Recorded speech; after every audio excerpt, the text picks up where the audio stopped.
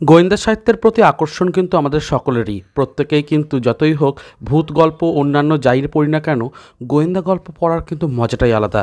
সেই জায়গা থেকে আজকে বেশ কিছু গোয়েন্দা গল্প তোমাদের জন্য নিয়ে এসেছি, যেগুলো সবকটাই কিন্তু সেরা প্রকাশনী আনন্দ থেকে এসেছে এবং আনন্দ পাবলিশার্সের বইগুলো কিন্তু দারুণ দুর্দান্ত।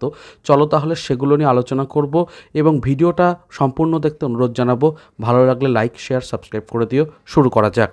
প্রথম যে বইটা আমার কাছে রয়েছে সেটা হচ্ছে দীপ কাকু, একটি অ্যাডভেঞ্চার সিরিজ। আমরা সকলে জানি যে গোয়েন্দা অ্যাডভেঞ্চার সিরিজের ক্ষেত্রে দীপ কাকু সমগ্র কিন্তু দারুণ একটা বিষয়। সুকান্ত গঙ্গোপাধ্যায়ের এখানে আমরা দেখতে পাই দীপ কাকুর সাথে ঝিনুককে, এবং এই দুইজন মিলে কিন্তু একটা দারুণ অ্যাডভেঞ্চার তারা করে বেড়ায়। তো আমার মনে হয় যে দীপ কাকুর ডিটেকটিভ এই সিরিজটা তোমাদের সকলেরই ভালো লাগবে। এবং এই দীপ কাকুর মধ্যে কিন্তু তোমরা সব গল্প পাচ্ছ না, আগেই বলে রাখি, কারণ এর বাইরেও মুদ্রা রহস্য, ডাক রহস্য, এরকম অনেক গল্প রয়েছে। তাহলে কি এটা কিনবে না? না, এটা তোমরা কিনবে। সমগ্রটা শব্দই প্রকাশিত হয়েছে এবং এটাকে তোমরা অবশ্যই নেবে। তবে আগামীতে এর পর্ব 2ও কিন্তু আসবে এবং পর্ব 3ও আসতে পারে।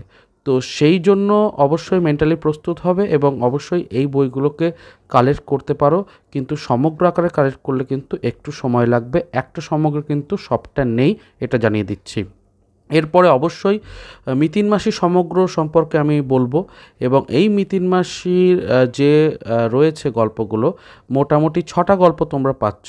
আমার কাছে যে প্রিন্টটা আছে 475 টাকার দাম। এবং গোয়েন্দা প্রজ্ঞাপারমিতা মুখার্জিকেই আমরা কিন্তু মিতিন মাসি রূপে চিনি।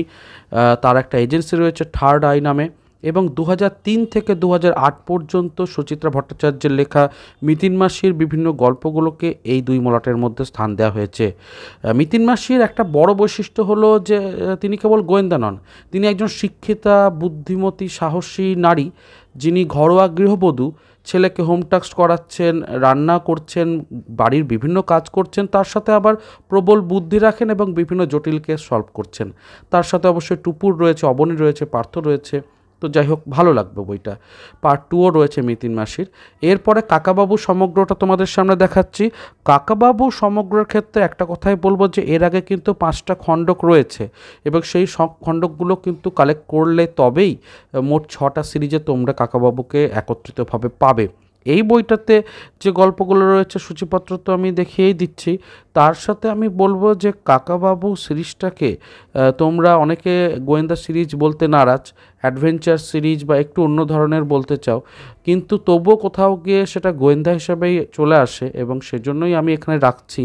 তো অবশ্যই ভালো লাগবে। অত্যন্ত মানে কি বলবো, ফেমাস একটা সিরিজ। রাজা রায়চৌধুরী রয়েছেন কাকাবাবুতে।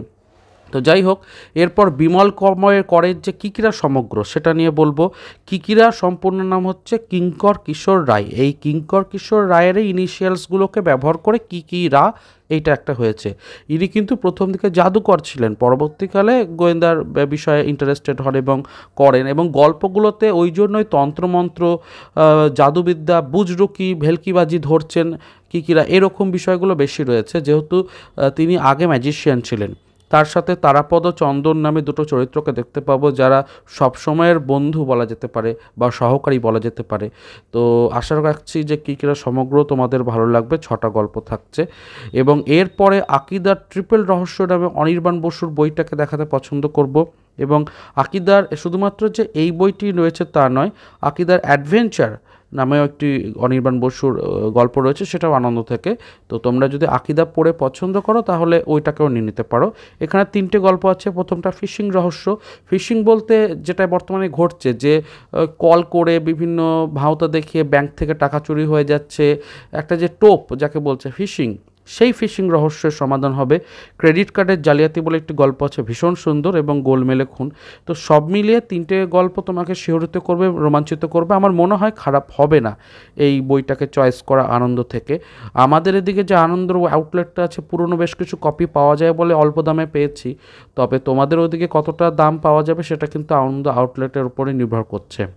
এরপর অবশ্যই আনন্দ থেকে বেস্ট সেলার তো ফেলুদা, এবং ফেলুদার আমি তো সমগ্র দেখেছি অনেকবারই চ্যানেলে। তো আজকে ভাবলাম সমগ্রটা না দেখে এই বইটা দেখা। এটা আসলে ফিল্ম এডিশন। তো ব্যাপারটা হচ্ছে যে 2008 সালে যখন বোম্বাইয়ের বোম্বেটা প্রকাশিত হলো এবং ব্যাপক একটা সাড়া জাগালো, তখন আনন্দ থেকে একটা প্ল্যান করা হলো যে একটা করে যদি ফিল্ম এডিশন করা হয় কেমন হয়। তো এই বইটাতে সমাদ্দারের চাবি আর গোলকধাম রহস্য নিয়ে, যেটা 2016 সালে ডবল ফেলে দেওয়া হয়েছিল, তার উপর রয়েছে। এটার বড় ফিচার্স হচ্ছে হেডপিসগুলো যেমন রয়েছে, যেমন সিনেমার বিভিন্ন স্টিলস, পোস্টার্স এইগুলো রয়েছে। আর প্রফেসর দাশগুপ্তের ফর্মুলা ছিল গোলকধাম রহস্যের আগের গল্পের নাম, মানে পরে সত্যজিৎ রায় চেঞ্জ করেছিলেন, প্রফেসর দাশগুপ্তের ফর্মুলাটা নাম রেখেছিলেন গোলকধাম রহস্য। তো যাই হোক, এরপরে যে গল্পের বইটা তোমাদের সামনে রাখছি সেটা হচ্ছে কোকোকে নিয়ে। মূলত কৌতূহলবশত হয়ে বিভিন্ন জায়গায় ঘুরতে ঘুরতে কিছু অ্যাডভেঞ্চার, কিছু গোয়েন্দা গল্পের সন্ধান পাওয়া, গোয়েন্দা বিষয়ক সন্ধান পাওয়া, এইটা হচ্ছে কোকোর একটা গল্পের মূল বৈশিষ্ট্য। এবং তারপরে ক্রাইম রিপোর্টার তুবড়ি মামার অভিযানও দেখতে পাবো এখানে। কোকোর কিন্তু 4টে সিরিজ আছে, মানে গল্প 4টে রয়েছে নিয়ে সিরিজ। তো কোকো বনাম Rahul Dravid train, lapis lazuli, কুয়ালালামপুরে cocoa, যেটা আমি বর্তমানে দেখাচ্ছি তোমাদের সামনে, আর কিডন্যাপ কাণ্ডে কোকো, এই 4টে কিন্তু মানে গল্পের বই রয়েছে। 2008 থেকে 2011 পর্যন্ত 4 বছর আনন্দমেলা পূজাবার্ষিকীর টানা প্রকাশিত হয়। তারপর কিন্তু বন্ধ হয়ে যায় কোকো সিরিজটা। আপাতত কিন্তু এই 4টেই রয়েছে সব্যসাচী সরকারের কলমে। এরপরে দীপান্বিতা রায় আর্ট রহস্য বইটা তুলে নিয়েছি। দীপান্বিতা রায় বর্তমানে সাহিত্য পুরস্কারও পেয়েছেন এবং অত্যন্ত ভালো লেখক কিশোরদের জন্য। তো আমার মনে হয় যে ভালো লেখিকা হিসাবে এই বইটাকে তোমরা তুলে নিতে পারো। বইটা পড়েও মজা পাবে এবং রহস্য গল্প, চিলিং থ্রিলিং বেশ কিছু উপাদান পেয়ে যাবে, আবার ভেতরে ইলাস্ট্রেশনও রয়েছে। এই বইটা আমি অবশ্য 150 টাকায় পেয়েছি, তবে কম দামে তোমরা কতটা পাবে আমি জানি না, কারণ আনন্দের প্রিন্ট সবসময় ভ্যারি করে, কখন কি প্রকাশিত হচ্ছে বলা খুব মুশকিল। কিন্তু সূচিপত্র তোমাদের দেখিয়ে দিলাম, বইটা ভালো। পুরনো প্রিন্ট যদি পেয়ে যাও তাহলে পেতে পারো। বৈচিত্র্য.ইনে কিন্তু এখনও বেশ কিছু পুরনো প্রিন্ট রয়েছে, আমি দেখেছি। ষষ্ঠীপদ চট্টোপাধ্যায়ের সেরা গোয়েন্দা 25কে তুলে নিয়েছি। এরপরে এই বইটার দাম আমার 300 টাকা পড়েছিল, এখন জানি না কত হবে।